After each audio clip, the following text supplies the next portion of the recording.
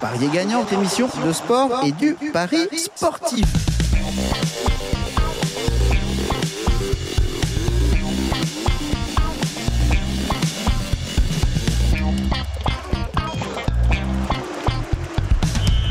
Bonjour à tous et bienvenue dans Parier gagnant, votre émission de sport et de paris sportif. Bonjour Benoît. Bonjour tout le monde. Nouvelle émission cette semaine avec au programme de la Ligue 1 et de la Ligue 2. On vous parlera aussi de Ligue des Champions. Et puis on attendra en fin d'émission les pronos de Ben. Et puis on sera en toute fin d'émission avec Damien par téléphone pour nous parler de MMA. Il a repéré plein de choses. Pour débuter cette émission, une petite question qui j'espère en appellera d'autres en commentaire de votre part. Qu'est-ce qu'un bon pronostiqueur ou un tipster à suivre ? On en voit un petit peu partout fleurir sur la toile. Des gens prompts à donner des bons conseils. Benoît, est-ce que tu aurais quelques conseils à donner à nos auditeurs avant de suivre quelqu'un ? La base, c'est qu'il gagne. Déjà, quand tu fais quelqu'un, ce serait pas mal plutôt. Voilà, ou au moins qu'il ne perde pas. Mais ouais, parce que c'est pas parce que un tipster s'est gouré une fois que c'est bon, t'abandonnes tout, quoi. Qu'il a perdu un pari, c'est ça que tu veux dire ? Non, et puis même, c'est pas parce qu'il a loupé, on va dire, une saison. Bon, après, il faut voir comment il a loupé sa saison. Mais s'il a fait banqueroute, ou s'il a juste perdu quelques pourcents, faut pas non plus faire des conclusions hâtives. Après, voilà, il y a quelques bases à respecter. Après, je dis, il n'y a pas meilleur tipster à la limite que soi-même, parce que de toute façon, ce que j'essaye aujourd'hui de dire aux gens et d'expliquer aux personnes aussi que je forme, c'est c'est au moins quand c'est toi, quand tu gagnes, bon bah super, t'es heureux. Puis quand tu perds, tu peux analyser aussi pourquoi t'as perdu, parce que tu sais que t'étais parti sur ce pari-là parce que tu as fait telle ou telle analyse. Et puis peut-être il y a eu un impondérable dans le match là, donc toute ton analyse était fausse. Et tu sais pourquoi ? Par contre, quand tu es un tipster, parfois il y a des tipsters qui te donnent pas forcément l'analyse avec. Et de plus en plus d'ailleurs qui ne donnent pas forcément l'analyse avec. Alors après je peux comprendre. Capture d'écran, bim bam boum, faites ça quoi. Et puis, mais c'est aussi un gain de temps. Et quand tu es un tipster, normalement tu le suis, donc peu importe qui te fasse l'analyse derrière, tu vas le suivre. Il y a plusieurs paramètres pour suivre un tipster. Il y a le nombre de paris, il y a quel sport il joue, quand il pronostique. Il y a pas mal de choses. Forcément, il y a aussi son roi qui va être important. Est-ce qu'il fait beaucoup de turnover au pas ? Enfin voilà, il y a pas mal explique son retour sur investissement, voilà. Mais il y a pas mal de paramètres à prendre en compte. On pourra en faire une émission spécifique, mais là en fait le but du jeu c'était de laisser vos commentaires pour voir vos expériences un petit peu, et on fera une petite synthèse de tout ça et on pourra répondre la semaine prochaine. Toujours intéressant de voir un petit peu vous ce que vous avez subi et vos histoires. Mais bon, il y aura toujours cette question de variance aussi à un moment donné qui va arriver. Vous pouvez être bon sur quelques dizaines de paris et ne pas être bon sur des centaines de paris. Vous pouvez être bon en gratuit et pas bon en payant. Voilà, ça touche plutôt la psychologie. Il y a pas mal de choses qui fleurissent aujourd'hui sur Internet. Pourquoi ? Parce que ça répond à une demande. Alors, est-ce que les gens sont fainéants ou pas ? Je ne sais pas, mais c'est toujours pareil. L'être humain, Tu ne sais pas. Évidemment, t'as la réponse. Non, mais l'être humain veut gagner de l'argent. Allez, on va dire sans englander grand chose. Enfin, c'est tout le monde. Mais il y a un moment donné, c'est pas, il faut quand même un certain investissement. Comprendre déjà ce que c'est un tipster, ce qu'il fait quand il vous donne des pronos, ce que c'est les pourcentages de bankroll et tout ça. C'est pas non plus de l'argent qui va tomber comme ça des fenêtres. Faut remettre l'église au milieu du village à un moment donné. Faut arrêter. Oh, ça c'est beau. Oh, ça c'est beau. Remettre l'église au milieu du village. Qu'est-ce qu'un bon pronostiqueur ou un tipster à suivre ? Et dites-nous tout, racontez-nous tout. Et on revient chez nous en France avec la prochaine journée de Ligue 1. Alors sur cette prochaine journée, Ben, est-ce que toi tu as vu des choses qui t'intéresseraient comme ça, de manière un petit peu globale là ? Sur la Ligue 1, écoute, moi j'étais parti sur notre championnat, mais pour tes pronos en fin d'émission. On en parlera tout à l'heure. Écoute, il y a du camp PSG. Bon là, PSG, qu'est-ce qu'ils vont mettre comme team ?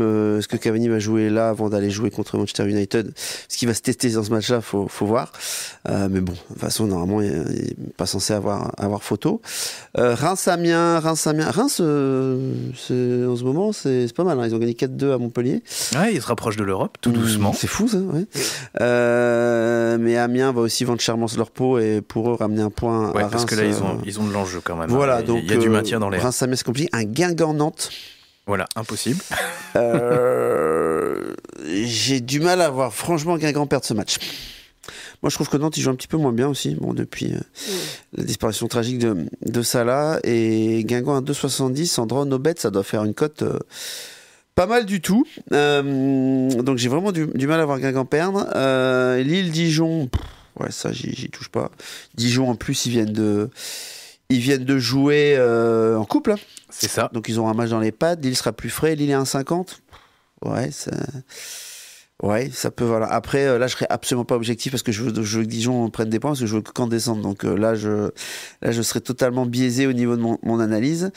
Nice-Strasbourg, Nice-Strasbourg, pareil. Aucun avis sur ce match-là. Les deux équipes peuvent gagner. Comme match nul, donc j'y touche pas. Lyon-Toulouse, la cote est trop basse pour Lyon. C'est du 1,30, ouais, c'est ça. Je trouve ça trop bas. Voilà. Marseille-Saint-Etienne, sympa ce match-là. Marseille en draw no bet. Draw no bet, il va être autour de 1,30 là, 1,35. Ouais, parce que victoire sèche Marseille, c'est à 1,8. Ouais, c'est pour ça. Comme ça, voilà, j'aurais dit Marseille en draw no bet, mais je pense que j'y toucherai même pas à ce match-là. Vu Marseille, ils sont capables de tout. Et après, on passe. Après, c'est des matchs en retard et match la semaine prochaine. Donc. Là-dessus et Angers-Monaco, ouais. Alors Angers-Monaco, de loin comme ça. J'en ai pas parlé là, mais oui. Parce que je me dis Monaco double chance ou victoire de Monaco avec un match nul remboursé. Ça peut être intéressant. Monaco qui se déplace à Angers dans la forme actuelle de Monaco en victoire sèche à 2,17, ça nous fait après des petits doubles chances intéressants quand même. C'est ça. Voilà, c'est Monaco maintenant, ça y est, c'est une deuxième saison qui commence pour eux. Après Angers à la maison, ça vient d'enchaîner quand même 3 victoires d'affilée. Ça commence aussi à tourner Angers. Ah oui. Donc Angers, voilà, et Monaco, Monaco à l'extérieur, mine de rien. Si on fait leurs 3 derniers matchs, c'est un nul à Marseille, une défaite à Dijon, surprenant quand même. Une défaite à Dijon, ils avaient la nouvelle équipe. Et un 2-2 à Montpellier. Alors à Dijon, je suis peut-être en train de dire des conneries parce que est-ce que c'était pas un match en retard, ce qui changerait la donne. Ça veut dire qu'ils avaient toujours l'équipe. Ouais, c'est ça. C'est ce que j'étais en train de me dire. Ça devait être un match en retard. Parce qu'il y en a un qui fait la différence là, c'est le Portugais. Et je vois que là, quand je regarde, il jouait pas. Donc soit il n'était pas arrivé, soit parce que lui il fait la différence. Gelson Martin, c'est ça qu'il s'appelle? Ouais, alors après ouais, c'est ça. Très bon. Enfin, franchement, ça, c'est une bonne toujours pioche. À vérifier. Quand on a des doutes comme ça. Non, mais si, c'est bon. C'est vraiment une bonne pioche. Nous envoyez pas des cailloux. Hein. Non, mais si, c'est ça. C'est ça. Donc, j'avais retenu la dernière fois, on parlait de Silva, mais là, c'est bon. C'est Martins. Mais l'équipe, là, franchement, elle a de la gueule de Monaco. Non, mais s'ils sont. Ouais, non. Donc, franchement, ça aurait été sur une équipe un petit peu plus faible que Angers, à Toulouse, ou tu vois, Toulouse ou Toulouse. Toulouse aurait été l'équipe parfaite. S'il y avait ces codes-là, j'aurais pris Monaco en draw no bet. Mais là, Angers, voilà, je trouve que ça revient pas mal. Ça, même s'ils ont perdu à Guingamp, ils ont perdu à la dernière seconde, je crois. Sinon, ça restait sur 3 victoires, un match nul. Donc, la forme d'Angers est là aussi. De loin comme ça pouvait être intéressant. Ouais, et quand tu creuses, voilà, un match nul m'étonnerait pas. De là à avoir peut-être une victoire de Monaco, c'est compliqué. Mais le match, je te dis, avec Monaco qui revient, il y aura peut-être des choses à faire. Et Rennes, là, on en reparle, mais Nîmes-Rennes, il a été reporté, alors que je vous avais dit pas la fois dernière, parce qu'il n'y a pas eu d'émission la fois d'avant, que Rennes fallait les surveiller parce qu'ils allaient être fatigués. Et boum, qu'est-ce que fait la Ligue? Ils reportent le match Nîmes-Rennes. Donc, à voir quand ce match-là va être remis, parce que Rennes, voilà, ils avaient joué en coupe, donc c'était très très bon pour jouer sur un Nîmes draw no bet, et là, j'aurais pris tous les jours celui-là. Il était repéré sur le calendrier, mais malheureusement, peut-être heureusement pour le foot français, on verra bien, mais le match est reporté. Donc, on verra la semaine prochaine, jeudi prochain, pour analyser contre qui Rennes joue. Et là, il y aura peut-être quelque chose à faire parce que, mine de rien, ils peuvent laisser de l'influx là dans les joutes européennes qui arrivent. On regarde un petit peu la Ligue 2 ? Oui. Allez, c'est parti. Alors, on regarde. Alors, on va pas tout regarder, mais t'as un prono peut-être toi. Moi, j'ai deux petits trucs qui voilà, je veux bien avoir ton avis. On va aller, bien entendu, sur le Châteauroux-Brest. Oui, ça, j'aurais pu parier quelque chose dessus. Ouais, que j'allais parler de ça. Bien sûr. Évidemment. Voilà. Alors, la victoire de Brest à l'extérieur est à 2,35. Si on parie sur Brest et puis qu'on fait le petit draw no bet, hein, on est à 1,55. Ouais. Double chance, victoire de Brest ou nul, 1,30. Ouais. Voilà, bon, c'est pas négligeable. Pourquoi hein, parce qu'il y a un contexte, Brest qui est deuxième va lutter pour la montée pour le reste de la saison. On a les 2 tiers de... Oui, facile. Deux tiers, ouais. Ne pas oublier que le 15 mars, Brest va aller se déplacer à Lorient. Et il n'y a pas de points à perdre, je pense, pour Brest s'ils veulent rester dans le match, parce que là, il y a 4 points d'écart. Bien sûr. Donc, va y avoir une certaine pression. Voilà. Et puis, de son côté, Châteauroux est dans le ventre mou de la Ligue 2. Oui, voilà. En gros, c'est ça. En termes de contexte, voilà. Brest n'a pas perdu depuis le 4 décembre contre Lens. C'était un match à l'extérieur. De son côté, Châteauroux a fait un nul à Béziers, a perdu à domicile le 15 février contre Orléans, dont on va reparler tout à l'heure. Voilà, une équipe de Ligue 2 en plein dans son ventre mou. Moi, j'y vais sur Brest. Mais j'attendais de voir ce que tu allais me dire. Châteauroux à domicile, c'est la 17e équipe en Ligue 2. 3 victoires, 5 nuls, 5 défaites, 13 buts marqués. 16 encaissés. Soccerstat marche sur ton ordi là ? Voilà, tout marche. Très bien. Et Brest à l'extérieur, c'est la 3e équipe avec 16 buts marqués, 12 encaissés. Donc, j'ai du mal à voir Châteauroux battre Brest. Alors ça c'est quasiment, pour moi ça me paraît difficile. Ouais, mais Brest a pas mal de blessés. Alors Brest a pas mal de blessés, mais il y a quand même. Mais il y a Batokyo qui est là, qui est revenu. Il y a Batokyo, il y a quand même des joueurs très en forme. Il y a Johan Cour, je sais pas si tu as vu son but. Bien sûr. Ouais, moi voilà, le fait qu'il y ait Batokyo, c'était un ancien joueur de Brest qui est parti jouer en Israël, prendre un chèque. Il a quand même fait la Ligue des Champions. Il est revenu, il retrouve son état de forme. Il est 10, c'est numéro 10. Numéro 3 à l'heure actuelle. Oui, d'accord, mais bon, son poste, c'est meneur de jeu. Très bon, franchement, voilà. Et vu qu'il est revenu, c'est une très bonne pioche pour Brest. J'ai du mal, à voir Brest perdre à Châteauroux. Toute série a une fin. Sur un match classique, on va dire, j'ai du mal à voir Brest perdre. Donc, au minimum, on devrait amener un point. Je peux être d'accord avec toi. Ouais. Alors, autre match qui peut être intéressant en Ligue 2, parallèlement, on parlait tout à l'heure de Lorient, qui va accueillir Orléans samedi. Et Orléans a joué dans la semaine. Mais voilà, c'est ça. Lorient, victoire sèche, c'est 1,85. Le petit match nul remboursé, la victoire de Lorient, c'est 1,27. Double chance, ça tombe à 1,16. Ouais, on est sur Lorient. Dans les deux cas, le match nul remboursé ou double chance. Mais le fait que Orléans ait joué cette semaine à Rennes, pour moi, physiquement, à un moment donné, ils vont piocher. Lorient en ce moment, je ne vais pas dire qu'ils marchent sur l'eau, mais je crois qu'ils sont 5 victoires d'affilée. Oui, c'est quelque chose comme ça. 5 victoires d'affilée.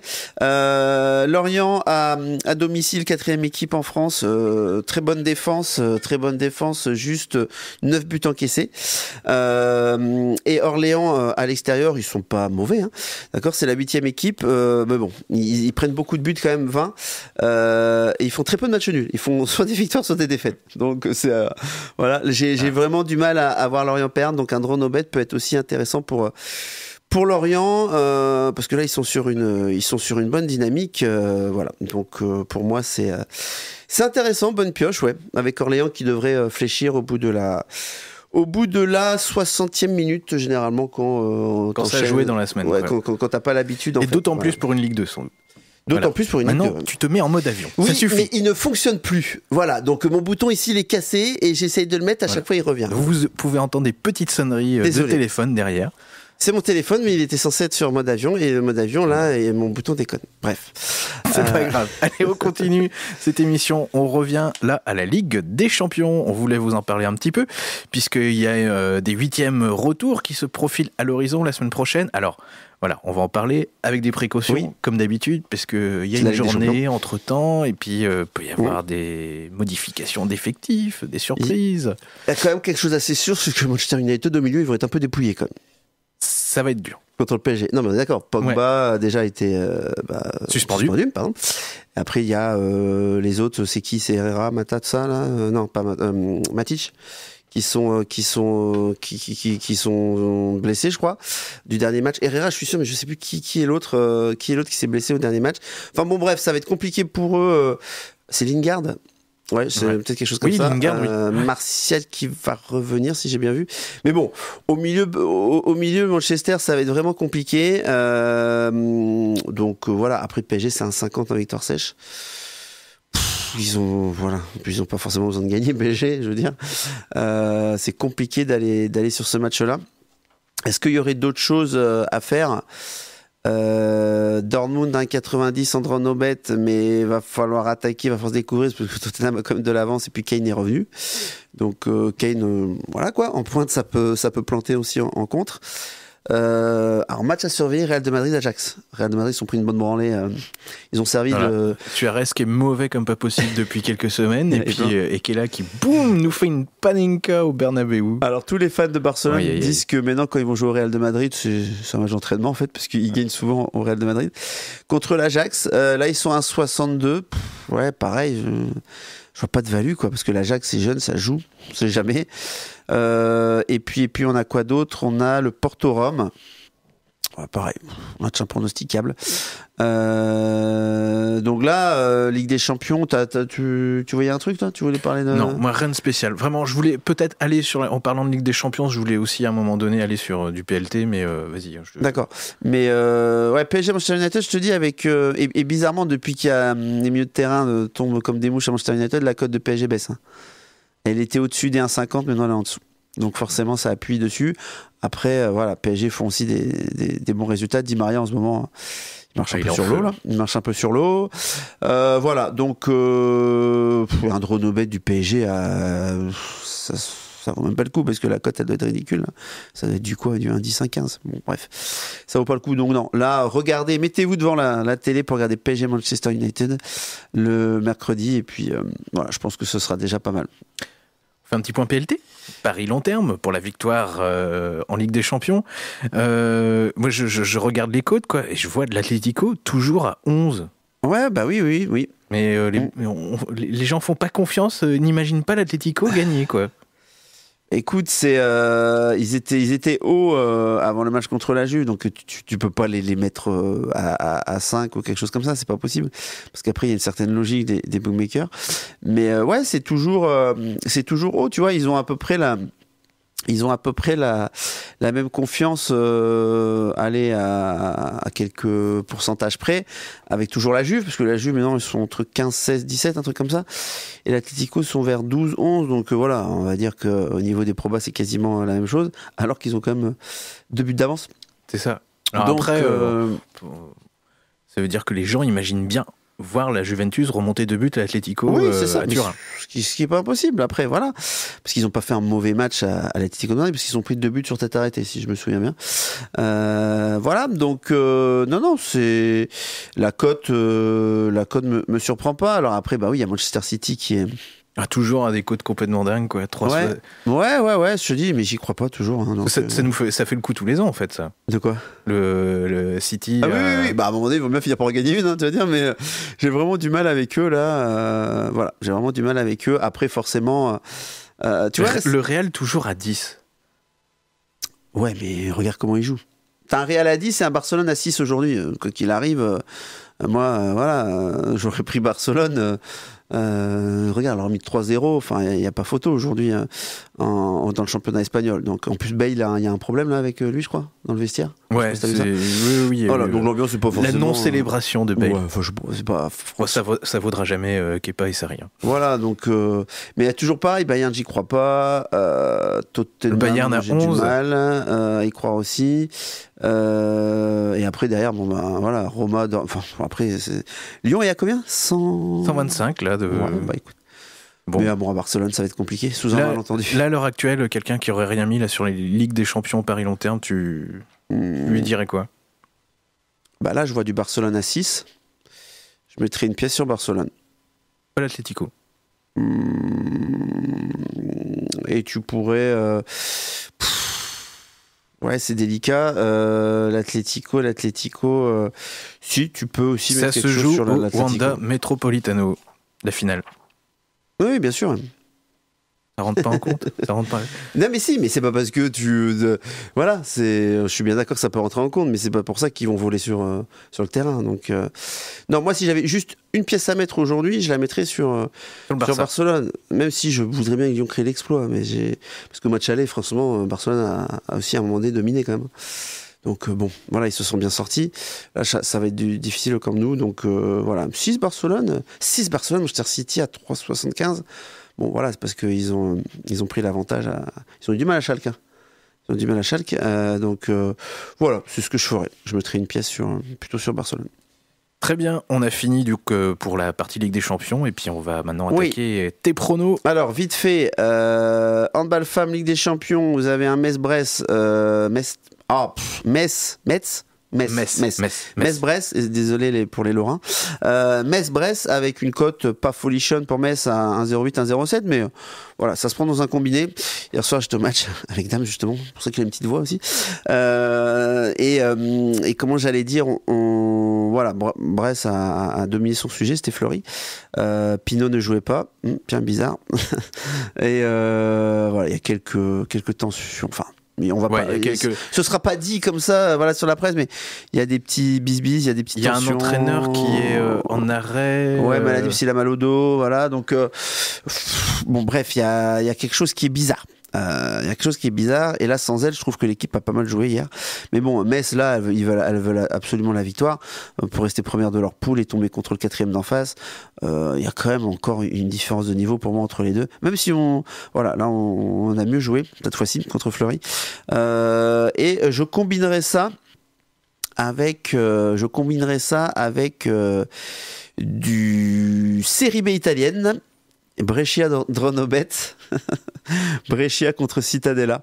Donc Brescia en ce moment domine la Série B italienne.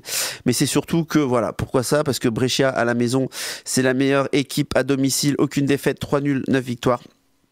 29 buts marqués, 14 encaissés. Et Cittadella, c'est seulement 2 victoires à l'extérieur et seulement 4 buts marqués. Bref, j'ai du mal, je vois pas comment Cittadella va aller l'emporter à Brescia. Donc du Brescia Dronobet, en plus Brescia pour l'instant ils ont 4 points d'avance sur Benevento qui est 2e avec un match en moins, donc voilà, ils n'ont pas le droit au faux pas, donc ils vont tout faire pour gagner chez eux. Donc je combinerai ces deux-là. Et alors je sais plus qu'est-ce que ça peut faire comme cote, ça on doit tourner autour de 1,40, 1,45, et puis bah vous pourriez mettre autre chose, style qu'est-ce que j'avais repéré, oh là, mes trucs à moi. Non mais le Lorient, mais j'avoue que j'avais pas encore été voir, mais Lorient, voilà, c'est une responsabilité là. Lorient double chance avec contre un Orléans fatigué, peut être pas en Dronobet mais en double chance, parce que le match nul au foot, voilà, contre un Orléans fatigué peut être intéressant, voilà. Donc et là vous obtenez une cote sympathique pour le week-end. Et pour le rugby, on attendra les 6 nations de la semaine d'après, parce que là il y a voilà, il y a encore des matchs à arriver, et voilà. Et la France, voilà, on n'en a pas parlé, mais a gagné contre l'Écosse. On va se calmer, c'était l'équipe B de l'Écosse, parce qu'il y a pas mal de remplaçants, de blessés en Écosse. Donc on va se calmer, mais bon, fait toujours du bien une victoire pour l'équipe de France, faut le signaler, c'est rare. Donc voilà. Une petite annonce, il y a un petit rassemblement là de parieurs sur Montpellier le 23 mars. J'y serai, voilà, je me déplace, je fais pas mal de trains là. Je passe toute la journée dans le train pour arriver là-bas. Je vous mettrai un petit lien pour ceux qui sont intéressés, ils veulent en savoir plus en dessous de la vidéo. Voilà, donc moi j'y serai parce que j'ai envie de rencontrer certaines personnes, peut-être de vous rencontrer si vous y serez. Et voilà, donc c'est Montpellier le 23 mars, et ce sera, tiens, ça peut t'intéresser ça, dans les locaux de Midi Libre. Ah, très bien. Sympa. Ils ont réussi c'est pas moi qui organise, mais ils ont réussi à choper les locaux de Midi Libre. Donc voilà, c'est il y a Luigi, il y a David, il y a quelques personnes comme ça qui organisaient le séminaire, la conférence qui dure sur une journée. Donc voilà, ça peut être intéressant si vous habitez dans le coin ou pas. Enfin moi je fais le déplacement parce que j'ai des personnes à voir. Voilà, donc le lien est en dessous et vous pourrez voir un petit peu de quoi il en retourne. Voilà, c'était tout ce que je voulais rajouter. Merci beaucoup Ben, on se dit à la semaine prochaine. Si vous avez plein de questions, ça se passe en commentaire de la vidéo YouTube ou sur le podcast de Parier Gagnant via iTunes. Un petit pouce bleu au passage, n'hésitez pas, ça donne un coup de main à la chaîne, c'est important. Commentez aussi. Et oui, le petit commentaire aussi sous YouTube, et puis le petit commentaire aussi sous iTunes, et des étoiles aussi, ça aide aussi pour que le podcast soit vu. Et puis voilà, on est pas mal. On va terminer cette émission en petit bonus avec les paris de Damien du côté de la MMA. On vous souhaite un très bon week-end de paris à tous et à la prochaine. Bye bye.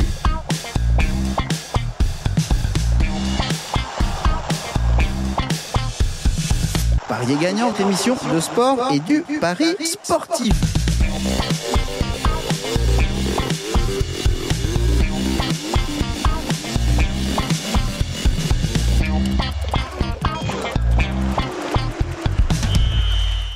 Puisqu'on va parler de MMA, tu avais envie de nous faire un petit focus sur l'actualité. Qu'est-ce qu'il y a alors en ce moment ? Il y a des choses à faire ? Ouais, il y a un super événement ce week-end, donc c'est l'UFC 235. Je vais m'arrêter essentiellement sur 2 combats, parce que c'est 2 combats, même si toute la carte est intéressante, hein, je pourrais en parler, mais vraiment les combats qui sont intéressants et qui peuvent être bons pour les parieurs. Donc je vais parler donc du match principal du main event, John Jones contre Anthony Smith. C'est pour la ceinture des poids lourds légers. Donc John Jones, je sais pas si vous vous en souvenez les gars, mais j'en ai parlé il y a pas si longtemps, il y a 3 ou 4 semaines je crois. Donc qui se battait contre Gustafsson et qui a fait une perf vraiment géniale quoi. Pour moi, c'est le combattant le plus complet, le plus fort, fort, on appelle ça. C'est celui en fait qu'on classe en haut de l'élite du MMA. Il va combattre contre Anthony Smith. Donc Anthony Smith, c'est un garçon qui monte. Il n'a pas forcément combattu des grosses pointures. Voilà, il a une opportunité qui se présente à lui d'avoir John Jones. Je vais annoncer les cotes. John Jones est largement favori. Il a une cote à 1,11 et Anthony Smith a une cote à 7. Donc si par hasard Anthony Smith battait John Jones, ça serait, comme on dit dans le monde du MMA ou dans d'autres sports, l'upset, plus grande histoire de l'UFC. Ce que j'appelle l'upset, c'est quand le combattant qui est pas favori bat le favori et parce que la différence de niveau est énorme et on n'attendait vraiment pas que le champion se batte par un combattant de ce type. Je vais pas trop m'attarder sur les types de chacun de combats, mais voilà, ils sont assez similaires. Anthony Smith, lui, il a une puissance de KO qui est assez importante. D'ailleurs, il a gagné ses 3 combats par KO, je crois, ses derniers combats. John Jones, lui, peut finir partout, debout, par terre. Voilà, il est très, très complet. Moi, je prends John Jones à 1,11 tout simplement parce que, vous allez me dire 1,11, c'est une petite cote, c'est pas forcément value. Mais pour moi, c'est value parce que je suis quasiment certain à 95% que John Jones va remporter ce combat. Après, on la combine avec autre chose. Je crois que Benoît tout à l'heure parlera de Metz pareil avec une cote faiblarde et ça c'est le même cas. Pour moi, ce combat-là, faut le prendre à 1,11 à combiner avec autre chose que vous trouverez peut-être dans les pronos de Benoît tout à l'heure. Voilà. T'avais un deuxième pari aussi du coup ? Ouais, le deuxième combat. Alors là, le deuxième combat, il est un petit peu plus intriguant. C'est Robbie Lawler face à Ben Askren. Donc Robbie Lawler, c'est le 6e classement toujours en lourd léger contre Ben Askren qui fait ses débuts à l'UFC mais qui a fait vraiment il a combattu dans toutes les autres organisations. Ça a juste été une histoire j'ai pas arrivé à l'UFC plutôt parce que il demandait trop cher. Voilà, c'est un peu du business, les raisons pour lesquelles il n'est pas arrivé ici. Donc Robbie Lawler, c'est un combattant qui est ancien champion de la catégorie. Il a 28 victoires, 12 défaites.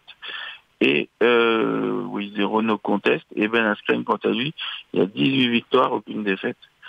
Donc je pense que ce combat-là, je veux donner à Ben Askren, même s'il commençait l'UFC, parce que c'est un combattant qui est très, très compliqué à appréhender. Pour expliquer tous ces combats à Ben Askren, il amène le combat au sol, et une fois que le gars est au sol, pour lui c'est quasiment impossible de se relever tellement Ben Askren a une lutte énorme. Donc voilà, je pense que la Ben Askren va annuler Robbie Lawler. Si Robbie Lawler n'arrive pas à connecter Ben Askren dès le début du combat, pour moi, il n'arrivera pas à faire quelque chose et ça risque d'être compliqué. Donc les cotes pour ce combat, Robbie Lawler est à 3,35 et Ben Askren est à 1,40. Donc là, je vais considérer un petit Ben Askren à 1,40. Je suis pas non plus aussi confiant que je peux dire sur John Jones, mais en tout cas pour moi le combat se passera comme ça s'est déroulé sur tous ces combats, parce que Robbie Lawler, voilà, il commence à se faire vieux et malheureusement ces derniers combats m'ont pas rassuré. Donc voilà, Ben Askren gagnant à 1,40 et John Jones à 1,11 à combiner avec autre chose.